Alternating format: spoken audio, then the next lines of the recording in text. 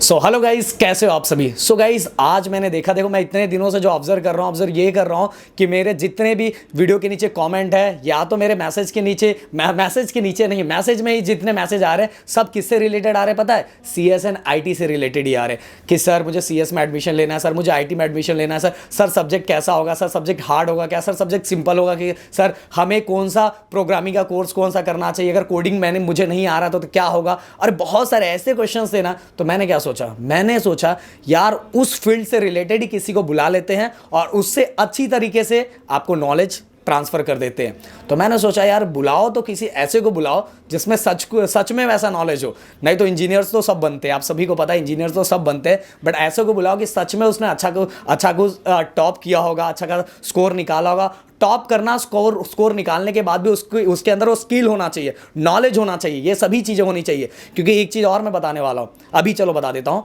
अदिति ने, अब नाम भी मैंने रिवील कर दिया, चलो अदिति ने अभी हाल में ही नेशनल लेवल के कोडिंग का जो कंपटीशन था उसमें विनर बनी है। और अदिति की पूरी टीम थी और इसमें इन्होंने ये विनर बने हुए नेशनल लेवल पे था। उसमें हर स्टेट के लोग आए थे और इसमें अगर मुझे सही, अगर एडिटिंग के टाइम मुझे लगा तो मैं वीडियो भी डाल दूंगा, फोटो भी डाल दूंगा, वो आपको दिखेगा। इवन कल मिनिस्ट्री की तरफ से भी इनको मैसेज आया है।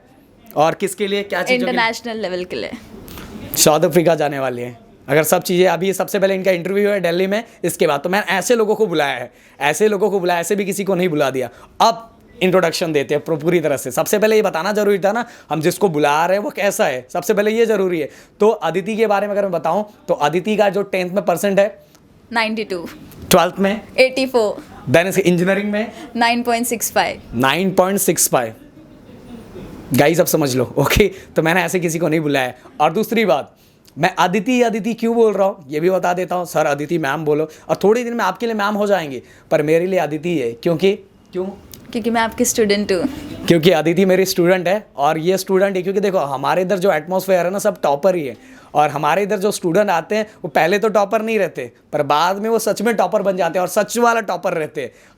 हर फील्ड में वो सच में वो चीज़ें करके दिखाते हैं, स्किल वाइज भी, नॉलेज वाइज भी, हर जगह वो आग लगा के आते हैं। इसलिए तो नेशनल लेवल पे कोडिंग में इनकी पूरी टीम, और उसमें से अदिति भी थी। तो और पूरी टीम में कौन कौन था? मैं थी, विवेक, प्रशांत, रोहिणी, आकांक्षा एंड पूर्वा।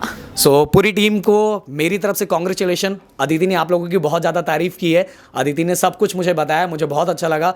मेरी तरफ से बेस्ट विशेष है कि आप आगे जाके बहुत अच्छा करो और मुझे फिर आप लोग इंटरनेशनल लेवल पे दिखो। ओके, सो गाइज अब आपके क्वेश्चन जो CSN IT से रिलेटेड है, CSN IT से रिलेटेड है कि CSN IT, सबसे पहले एक चीज़ और मैं बताऊंगा, अदिति ने 12th में PCM भी लिया था, फिजिक्स भी लिया था, केमिस्ट्री भी लिया था, मैथ भी लिया था और बायो भी लिया था। और जो अदिति मेरी स्टूडेंट है, मेरे पास ही पढ़ी है। हाँ, पहले अदिति ने कहीं बहुत ज़्यादा पैसा दिया था और जितना वहाँ उसने पैसा दिया तो उतने में मेरे इधर 10 लड़के पढ़ लेते। सही बोल रहा हूँ अदिति? एकदम सही। और मेरे इधर से कुछ मिला कि नहीं मिला आपको? बहुत कुछ मिला। 1% मिला? बहुत कुछ। तो ये मैं कुछ पैसे दे के नहीं बुलवा रहा हूँ, ओके, ये कुछ पैसे दे के नहीं बुलवा रहा हूँ। अदिति के अंदर जो चेंजेस आया वो खुद अदिति आपको धीरे धीरे सब बता देगी। अदिति की 11th में क्या था, देन 12th में उसने क्या किया, 10th में ऑलरेडी टॉपर थी, पर 11th में बहुत सारे बच्चे ट्रैक चेंज कर देते हैं क्योंकि इनको प्रॉपर गाइडेंस नहीं मिलता, ये नहीं मिलता। सेम अदिति के साथ भी हुआ था। पर इसने 12th में आके, मैथ में कितना आपका था मार्क्स? 98। 11th में कितना था? 11th में मत पूछो, ओके। पर 10th में ये टॉपर थी, पर 11th में आके बोलते हैं ना प्रॉपर गाइडेंस और प्रॉपर टीचिंग का मिलने का, पर 12th में आके फिर से 98, 100 आउट ऑफ 98। और मैं इंजीनियरिंग का तो मार्क्स मैंने बता ही दिया। अब बात करते हैं अदिति, आपने PCM भी लिया था, आपको नीट में भी अच्छा खासा मार्क्स था, देन इसके बाद CT में भी अच्छा खासा मार्क्स था। तो मैं आपसे ये पूछना चाहूँगा, आप मेडिकल फील्ड में क्यों नहीं गए, आप इंजीनियरिंग फील्ड में क्यों आए? मेरा मेडिकल फील्ड में रीज़न था क्योंकि मेरा जहाँ एडमिशन हुआ था वो बहुत ज़्यादा दूर था। एंड बीइंग गर्ल चाइल्ड घर में ऑफ कोर्स फैमिली जो है हमें कई चीज़ों के लिए रिस्ट्रिक्ट करती है कि आप इतना दूर मत जाओ, आप नियर बाय रहो। तो इसकी वजह से भी, एंड मुझे मैथ्स में इंटरेस्ट काफ़ी कंपेयर में ज़्यादा था, तो इट वाज लाइक कि अदिति मैथ्स को कंसिस्टेंट रखना है तो आप इंजीनियरिंग में जाओ, बहुत सारी चीज़ें करो। एंड इसके अलावा मेडिकल फील्ड ऑफ कोर्स बून पे है, बट अगर हमें कुछ चीज़ करनी है, नई चीज़ें सीखनी है, अगर डेवलपमेंट करना है तो इंजीनियरिंग ही एक अच्छा चीज़ है। अब देखो, एक इंजीनियर इंजीनियरिंग की ही फील्ड का तारीफ करेगा, सिंपल सी बात है, मैं भी तो वही करूँगा, बट ऐसा नहीं है। हर फील्ड सबसे टॉप पे, वैसे अदिति ने बोला हर फील्ड सबसे टॉप पे। जिस फील्ड में जो बंदा है अगर बहुत अच्छा कर रहा है, उसको नॉलेज और स्किल्स दोनों है, तो उसको कोई रोक नहीं सकता। इवन कोई भी फील्ड हो, कोई फील्ड है जिसको आजकल लोग बोलते हैं इसमें कुछ नहीं, ऐसा कुछ नहीं होता। आपके अंदर कितना नॉलेज है वो मैटर करता है। फील्ड बाद में डिसाइड करेगा कि वो आपको कितना रिटर्न्स देने वाला है, आपके अंदर कितना नॉलेज है। सो अदिति, आपने बोला मैथ आपका बहुत अच्छा है, तो आपको मैकेनिकल इंजीनियरिंग में जाना चाहिए था, क्योंकि उसमें कैलकुलेशन ज़्यादा है। सही बात है। हाँ, राइट। फिर आप सीएस में क्यों गए? ऑफ कोर्स सबसे ज़्यादा डिमांडिंग जो था सबके लिए सीएस था। अब इतना ज़्यादा बल्क हो गया है सीएस का कि अब सब लोग सोच रहे हैं कि मुझे सीएस या आईटी मिले, सीएस या मतलब आईटी अदिति मिले। भी उस समय डिमांड की तरफ सुन के इसलिए सीएस एंड क्योंकि लाइक जब मैंने एडमिशन लिया था उस समय लॉकडाउन का सिचुएशन था, सब लोग डिजिटलाइजेशन पे शिफ्ट हो रहे थे, सब सोच रहे थे कि हम नए नई चीज़ों बनाएं, डेवलपमेंट करें, सॉफ्टवेयर की तरफ जाए। तो उस समय मेरे भी घर में ऐसा बोला गया कि गर्ल हो, ऑफिस वर्क फ्रॉम होम कर सकती हो, सीएस ले लो, ऐसा कर लो, तो उसकी वजह से सीएस। ओके, सो अदिति, आजकल बच्चों के मन में बहुत डाउट है, वैसे मैंने सॉल्व किया हुआ है, फिर भी मैं आपसे ये पूछना चाहता हूँ, सीएस एंड आईटी दोनों में डिफरेंस क्या है? लाइक स्पेसिफिकली इन दोनों में ज़्यादा डिफरेंस तो नहीं है। सब्जेक्ट देखेंगे तो सीएस एंड आईटी के कुछ सब्जेक्ट सेम है, लेकिन जो सीएस होता है ना, इसके अंदर हमें सॉफ्टवेयर ओरिएंटेड ज़्यादा पढ़ाई की जाती है। जैसे आप डेवलपमेंट की तरफ जा रहे हो, आप ऐप डेवलपमेंट कर रहे हो या फिर आप back and front end development कर रहे हो। और आईटी में क्या होता है, आप हार्डवेयर ओरिएंटेड थोड़े ज़्यादा रहते हो, उसके अंदर सॉफ्टवेयर होता है बट कंपैरेटिवली हार्डवेयर से रिलेटेड जॉब अपॉर्चुनिटीज़ ज़्यादा होती है। सो गाइस, जिस तरह से आप सभी को पता है कि इस समय जो सबसे ज़्यादा प्लेसमेंट अगर बोला जाए तो सबसे ज़्यादा प्लेसमेंट, जिसमें सबसे ज़्यादा हाईयर प्लेसमेंट है वो सीएस में ही है, सभी को पता है। पर कुछ सालों पहले जो सबसे ज़्यादा डिमांड था वो मैकेनिकल का था, हमारे टाइम की बात है। बट अभी चीज़ें चेंज हो गई है। आगे आने वाले 4 सालों के बाद, 5 सालों के बाद, सिंपल सी बात है, देखो ये सीएस एंड आईटी का फील्ड कभी ड्रॉप तो होने वाला नहीं है, हाँ ये अपडेट होने वाला है, बट जो फील्ड अभी नीचे गया है वो अप होने वाला है, मैकेनिकल। तो अगर इन केस अदिति, क्योंकि अब बहुत सारे बच्चे सीएस एंड आईटी में एडमिशन ले रहे हैं, आने वाले 4 साल के अंदर बहुत सारे सीएस एंड आईटी के इंजीनियर्स निकलने वाले, ओके। तो मैं ये बात, उस कंपटीशन में अब अपने आप को कैसे संभालने वाले हो? उस कंपटीशन में अगर हमें संभालना है खुद को, तो हमें सबसे हटके होना होगा, सबसे अलग कोर्सेज करने होंगे ढेर सारे, खुद को इतना ज़्यादा स्किल वाइज डेवलप करना होगा कि कोई भी अगर एमएनसी आए तो वो आपको सिलेक्ट करे, कि आप पहचाने जाओ आपके कोर्स के ऊपर, आपके सर्टिफिकेशंस के ऊपर आपने क्या किया है। सिर्फ एकेडमिकली हर चीज़ें नहीं पॉसिबल होती, कुछ चीज़ें हमें खुद के अंदर डेवलप करनी होती है, चाहे वो पेशेंस हो, स्किल डेवलपमेंट हो या फिर कुछ और चीज़ें। ओके, इन शॉर्ट अदिति का कहने का मतलब ये है कि आप कितना भी रट्टा मार लो 4 साल, इंपॉर्टेंट क्वेश्चन करके आप 4 साल निकाल लो, बट कहने का मतलब अगर आपके अंदर स्किल्स नहीं होगा तो आपको कोई कंपनी रखने वाली नहीं है। एक बार अगर आपको प्लेसमेंट मिल भी गया कॉलेज का, क्योंकि अगर कॉलेज ऐसा होगा कि लास्ट बच्चे को भी प्लेस कराता है, बट अगर उसके अंदर वो स्किल्स नहीं होगा तो भी वो कुछ नहीं कर पाएगा, क्योंकि आगे जाके वो एक जगह रुक जाएगा, आगे जाके उसको जॉब पोजीशन जो उसको प्रमोशन होने वाला, प्रमोशन बिल्कुल होगा नहीं।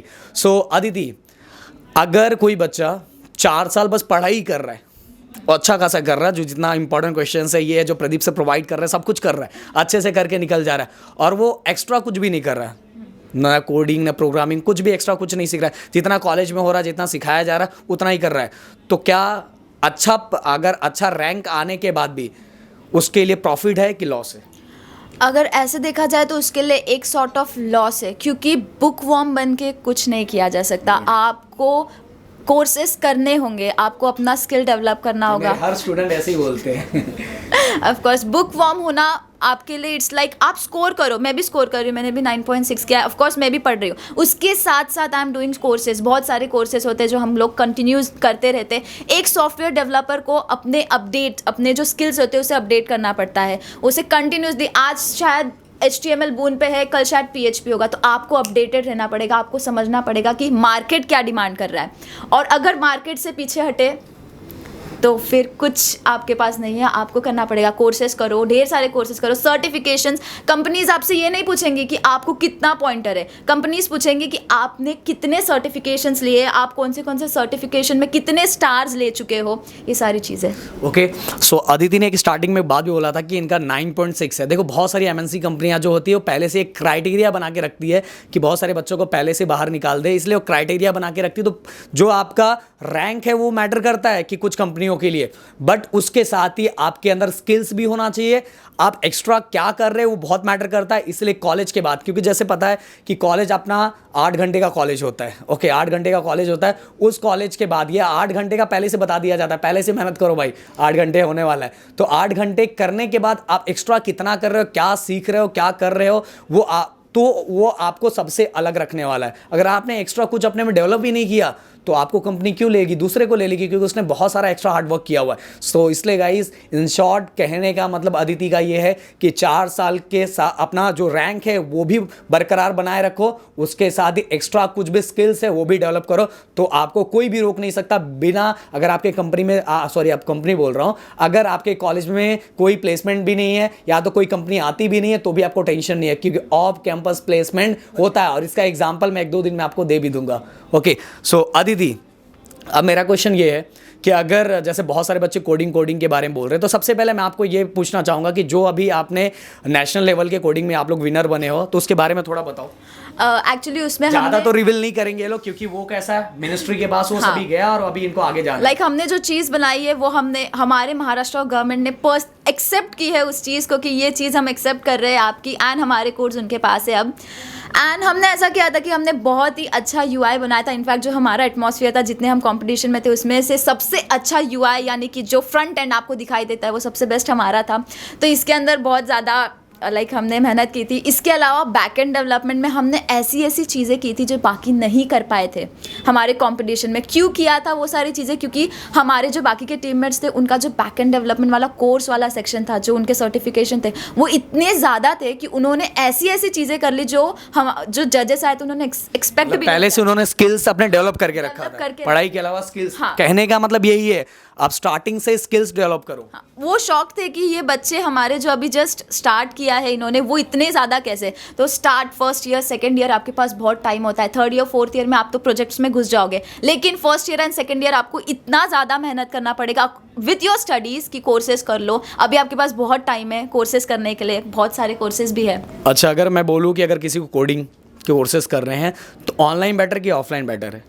ऑनलाइन। Why? क्योंकि आपके पास बहुत टाइम होता है और आपके पास रिवाइज करने के लिए बार बार वो वीडियोस देखने के लिए समय मिलता है। आप खुद टाइप कर सकोगे, कंपाइल कर सकोगे, उसे रन कर सकोगे, तो उसकी वजह से ऑनलाइन बेटर है। मतलब अदिति का कहने का मतलब ये है कि अभी देखो हमारा 7 से 8 घंटा तो चला जाता है कॉलेज के अंदर, फिर इसके बाद हमारे असाइनमेंट होते हैं उसके अंदर चला जाता है, देन इसके बाद हमारे पास टाइम इतना बचता है कि हम उस टाइम को बहुत अच्छी तरीके से, क्योंकि 1 घंटा 2 घंटा आने जाने में लगेगा, इससे अच्छा बहुत सारे ऑनलाइन कोर्सेस है जो फ्री हैं, उससे हम अपने अच्छे खासे क्या स्किल्स को डेवलप कर सकते हैं। और पहले से, और इवन अगर कोई मैकेनिकल इंजीनियरिंग में भी जाना चाहता है तो भी वो ये कोर्सेस करे, क्योंकि उसके भी बहुत सारे बेनिफिट्स हैं और बहुत सारे उस फील्ड के बच्चे भी आईटी सेक्टर में जाते हैं, ये मैं आपको बता देना चाहता हूँ। और इसके साथ ही अदिति, एक क्वेश्चन और मैं आपसे पूछना चाहूँगा, ऐसे बहुत सारे क्वेश्चंस हैं कि अगर कोई बच्चा कोडिंग में स्टार्टिंग से स्टार्ट करना चाहता है, बेसिक से स्टार्ट करना चाहता है, क्योंकि फर्स्ट ईयर के बहुत सारे बच्चे हैं तो स्टार्ट करना चाहते हैं, तो उनको सबसे पहले क्या स्टार्ट करना चाहिए? सबसे पहले फ्रंट एंड डेवलपमेंट से, यानी कि HTML CSS जावा ये सारी चीज़ों से स्टार्ट किया तो एक माइंडसेट बन जाता है कि हमें कैसे कोडिंग करनी है, सिंटैक्स वाइज हमें कितना स्टिक रहना है।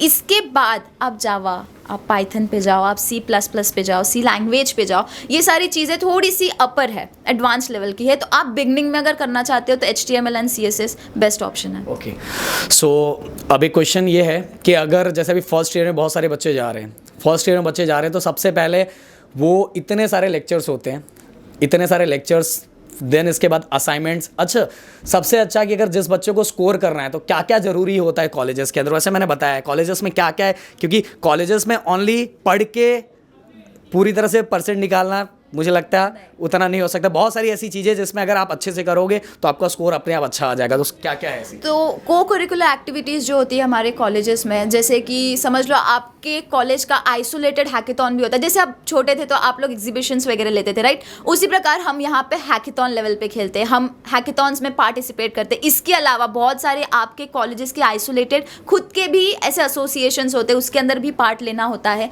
ताकि आप थोड़े से हाईलाइटेड रहो, हमेशा आपको पता रहे कि ऑनगोइंग आपके कॉलेज कैंपस में क्या एक्चुअली हो रहा है। एंड ऑफ कोर्स टीचर्स के साथ कांटेक्ट बहुत ज़रूरी होता है। टीचर्स के साथ कांटेक्ट आज से मेंटेन रखोगे ना तो आपको फाइनल तक बहुत हेल्पफुल होगा। वो मार्क्स से लेके हर चीज़, प्लेसमेंट तक आपको ये चीज़ें हेल्प करेंगी अगर आप अपने टीचर्स के साथ बॉन्डिंग बहुत अच्छे से रखोगे। तो भाई समझ लो, टीचर से पंगा मत लेना, टीचर से बिल्कुल पंगा मत लेना, नहीं तो टीचर फिर उनके पास बहुत, देखो टर्म वर्क हो गया, देन उसके बाद इंटरनल मार्क्स हो गए, टीचर्स के हाथ में बहुत, इंजीनियरिंग में तो बहुत सारे मार्क्स है। इंजीनियरिंग में क्या क्या मार्क्स टीचर्स के पास है? टीचर्स के पास होते हैं एक तो रिटन, जैसे आप यूटीज देते हो वैसे यहाँ पे ये टर्म वर्क्स में होता है असाइनमेंट्स एंड प्रोजेक्ट्स। अगर टीचर चाहे तो आपको इंटरनल केटीज भी लगा सकती है, और अगर टीचर्स चाहे तो आपको टॉप भी करवा सकती है इंटरनल्स में। फ्रैंकली स्पीकिंग टीचर्स, अगर आपका कांटेक्ट बहुत अच्छा है या फिर आपकी इमेज अच्छी है, आप पंचुअल हो बहुत ज़्यादा, उनके रिक्वायरमेंट्स को फुलफिल कर रहे हो, तो वो आपको 50 में से 49-50 तो आराम से देंगे। सो गाइस समझ लो, जिसका भी टीचर लोग से पंगा होता रहता है ना, इंजीनियरिंग में बिल्कुल मत करना। इंजीनियरिंग में टीचर जो भी बोले, जिसको दिन को रात बोले, रात को दिन बोले, तो मान लो भाई, क्योंकि अपने बहुत सारे मार्क्स टीचर्स के पास है। मैं भी जब था तो मैंने भी यही किया, अदिति भी यही कर रही है, और सभी लोग जनरली यही कर रहे हैं। और क्योंकि टीचर्स की बातों को हमें सुनना पड़ेगा, क्योंकि टीचर्स भी बहुत सारी चीज़ें अच्छा बोलती है, उनके चीज़ों को अगर हम फॉलो नहीं करेंगे, उनके असाइनमेंट्स करके नहीं देंगे, तो टीचर को बुरा थोड़ा लगेगा ही ना। क्यों करना भाई, पहले ही टाइम से पहले असाइनमेंट अगर सब दे देते हो तो टीचर के सामने आपका इमेज अच्छा रहेगा और आपके स्कोर अपने आप ही अच्छे अच्छे होते जाएंगे। इवन गाइस देखो, ओनली बुक पढ़ के कुछ नहीं होगा, पहले बता देता हूँ। ओनली आप सोचोगे कि ये जो 5 सब्जेक्ट है वो उसको अच्छे से कर लो तो अच्छा स्कोर हो जाएगा। चलो मान लो स्कोर अच्छा हो जाएगा, बट धीरे धीरे अगर आपने बाकी एक्टिविटी में पार्टिसिपेट नहीं किया तो आपके अंदर स्किल्स डेवलप होने वाला ही नहीं है। ये 4 साल ओनली पढ़ना रटना नहीं रहता, अपने आप को डेवलप करना रहता है। सो अगर मैं क्वेश्चन ये पूछना चाहता हूँ, जैसे बहुत सारे लड़के बहुत पढ़ने पे ही फोकस करते हैं, उनका ये एक्टिविटी पे फोकस नहीं रहता, मैं जाऊँगा तो मेरा टाइम पास हो जाएगा, लॉस हो जाएगा, ये हो जाएगा, वैसा हो जाएगा। तो अगर इंजीनियरिंग में, चलो 12 तक तो सही है, पर इंजीनियरिंग में पार्टिसिपेट करना चाहिए कि नहीं? जो कॉलेज में फंक्शंस होते हैं, जो एक्टिविटीज़ होते हैं, उसमें पार्टिसिपेट करना चाहिए, और करना चाहिए तो क्यों करना चाहिए, उससे क्या बेनिफिट्स होंगे? एक्चुअली जब ऐसे इवेंट्स होते हैं ना, तो सबसे पहले तो खुद को पार्टिसिपेट करो एंड खुद को रेडी रखो कि अब ये इवेंट हो रहा है, मुझे पार्टिसिपेट करना है, क्योंकि इसके बहुत सारे बेनिफिट्स होते हैं। सबसे पहले तो आप अपने फ्रेंड सर्कल के साथ रहते हो, आप एक नई नई चीज़ें सीखने की कोशिश करते हो। आप जब कॉम्पिटिशन में जाते हो तो आपको ये पता होता है कि मुझे खेलना है, कभी ये मोटिव से आप नहीं जाते कि मुझे मैं हार ही नहीं सकता, नहीं। तो इस ड्यूरेशन में आप बहुत सारी नई चीज़ों को एक्सप्लोर करते हो, बहुत सारी नई चीज़ें सीखने की कोशिश करते हो। इसके बाद आप ऑर्गेनाइजेशन वाली क्वालिटी जो कंपनीज डिमांड करती है, एक्चुअली ऑर्गेनाइजेशन, आप कैसे टाइम मैनेज कर रहे हो, अपना स्टडीज़ भी कर रहे हो, उसके साथ पार्टिसिपेट कर रहे हो, मतलब आपके अंदर कुछ एक एक्स्ट्रा क्वालिटी है अगर आप टाइम मैनेजमेंट कर रहे हो तो। इसके अलावा जो ये को करिकुलर एक्टिविटीज़ होती है, ये हमें हाईलाइट करती है, ये हमें बाकी चीज़ों के लिए, जैसे कि टीचर्स के सामने, हाँ ये बच्चा एकेडमिकली भी है एंड ये बच्चा को करिकुलर में भी है, मतलब अच्छे से ये परफॉर्म कर रहा है, ये मैनेज कर रहा है हर चीज़ों को। एंड आप अगर दूसरे आइसोलेटेड जो एसोसिएशंस होते हैं आपके कॉलेजेस में, जैसे कि मैं पहले फर्स्ट ईयर में मैं एक ऑर्गेनाइजेशन था उसकी मेंबर थी, बट आज मैं उसकी हेड हूँ। तो ये सारी चीज़ें बहुत एक्सपीरियंस के बाद आती है। मैंने बहुत सारी चीज़ें मेरे कॉलेज के लिए ऐसी की है जो उन लोग एक्सपेक्ट कर रहे थे, शायद इसके लिए मैं आज हेड हूँ। एंड ये हेड के बहुत सारे एडवांटेजेस होते हैं। जब हम मेल करते हैं किसी को, किसी भी फैकल्टीज़ वगैरह को मेल करते हैं, तो वहाँ लिख के आता है Aditi Singh is the head of this. So ये बहुत ही एक अच्छी चीज़ है। तो स्टार्ट हम मेंबर से करेंगे, पार्टिसिपेट करते करते करेंगे एंड लास्ट में हम हेड बन जाते हैं। ओके, सो कहने का मतलब पार्टिसिपेट करना है। अगर आपने 12 तक नहीं किया है तो अब करना स्टार्ट करो, भले आता होता कुछ भी नहीं, फिर भी करने का। वो तो हमें ले रहे हैं ना, झेलना उनको है, हमें तो करना है। उनको नहीं पसंद आएगा तो हमें निकाल देंगे, तो डरना क्या है? डरना नहीं है, सहना उनको है, हमें सहना नहीं है। तो अगर वो बोल रहे हैं तो पार्टिसिपेट करो ना यार, क्यों टेंशन लेना है? पार्टिसिपेट बिल्कुल दिल से, दिल खोल के करो।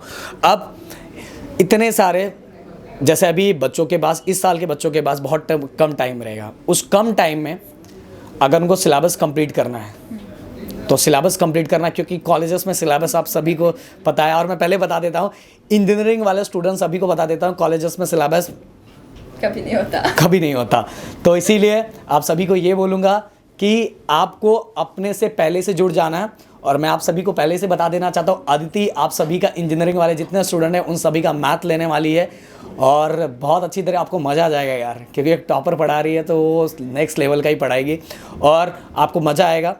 और इसके साथ ही मैं ये भी बोलूँगा कि अदिति ओनली ये रट्टू मत बनो, पहले बोल रहा हूँ। और मैं कैसे ऐसे स्टूडेंट को, मेरे पास ऐसे स्टूडेंट है भी नहीं, मेरे पास जितने स्टूडेंट हैं आपने सुन भी लिया होगा, अदिति को आपको पता भी चल गया होगा। और एक चीज़ और, एक शेयर करना रह गया है, जो आपने थंबनेल पे देख लिया है, 1 लाख मिला था। अभी तक मुझे वापस रिटर्न नहीं किया आधा, क्योंकि उसमें मेरा भी तो कुछ पार्ट बनता है ना अदिति, जितना मतलब आपके टीम वालों का जो बनता है मैं आप में से तो मांग सकता हूँ ना। तो अदिति जो नेशनल लेवल पे विनर बनी थी, उसका कैश प्राइस जो विनर का था वो 1 लाख था। और मैं चाहता हूँ, मुझे दिल से बहुत खुशी है, मैं चाहता हूँ वो 1 लाख ना हो, 1 बिलियन भी ना हो, इतने नंबर्स हो कि हम काउंटिंग करने के लिए हमारे पास नंबर्स कम पड़ जाए।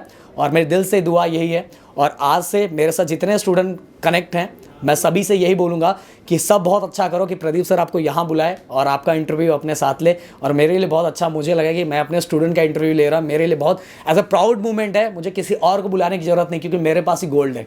गोल्ड क्या, गोल्ड बोल रहा हूँ, मेरे पास ही डायमंड है। गोल्ड तो बहुत कम है, डायमंड है, डायमंड मेरे पास ही पड़ा है, तो मैं इनका इंटरव्यू लेता हूँ ना। सो गाइज, आप सभी को मेरे और अदिति की तरफ से ऑल द बेस्ट। आपका फर्स्ट ईयर स्टार्ट हो रहा है। फर्स्ट ईयर सबसे टफ होता है, सबसे टफ होता है। अगर आपने फर्स्ट ईयर को समझ लिया, CSN IT कोई भी डिपार्टमेंट हो, ज़्यादातर कॉलेजेस का सभी का फर्स्ट ईयर क्या होता है, सेम होता है। इस फर्स्ट ईयर को अगर आपने समझ लिया तो आपको आगे कोई रोक नहीं सकता, कोई टोक नहीं सकता। और आप समझ लो, रटो मत, पहले बता रहा हूँ, चीज़ों को समझो। और ऐसे ही टीचर्स हम आपको देंगे जो रटाएंगे नहीं, वो आपको समझाएंगे, नॉलेज देंगे, बड़े बड़े ज्ञान नहीं। ज्ञान ऐसा दो जिससे आपका स्किल्स डेवलप हो। और कमेंट में ये लिखो, अदिति कोडिंग में भी चैंपियन है, अदिति वो चीज़ें भी आपको करवा सकती है, तो कमेंट में लिखो, अदिति आपको करवाएगी। सो अदिति, लास्ट में कुछ बोलना चाहते हो अपने बच्चों को? हाँ, थैंक यू सो मच सबसे पहले इतनी बड़ी अपॉर्चुनिटी यहाँ देने के लिए कि मैं आपके सामने हूँ। एंड आप सभी को सिर्फ इतना बोलूँगी कि ट्यून रहो, साथ में रहो। हम इंजीनियरिंग मैथ्स स्टार्ट करें, उसके साथ हम पूरा इंजीनियरिंग का फर्स्ट ईयर स्टार्ट करें, तो इट्स लाइक कि आपको बहुत सारी चीज़ें सीखने मिले। मैंने पर्सनली भैया से बहुत सारी चीज़ें सीखनी, आप सभी को भी सीखनी होगी। तो ऑफकोर्स भैया के साथ रहना होगा, हमारे साथ रहना होगा। थैंक यू सो मच, आपको भी भैया thank you so much. So guys, आप सभी को थैंक्स, क्योंकि आपने इतने टाइम तक हमें सुना। और कमेंट करो गाइस, अगला जो मैं लेने वाला हूँ इंटरव्यू, मेरे एक और स्टूडेंट है जो भी ऑलरेडी टॉपर है, और वो है मैकेनिकल इंजीनियर। आप देखोगे तो आपको समझ में आ जाएगा। और नेक्स्ट जो मजा आएगा, नॉलेज सबसे इंपॉर्टेंट है भाई। ओके, सो गाइस, अब मिलते हैं नेक्स्ट वीडियो में। अपना ध्यान रखो, ख्याल रखो और नॉलेज पे फोकस रखो। जय हिंद दोस्तों।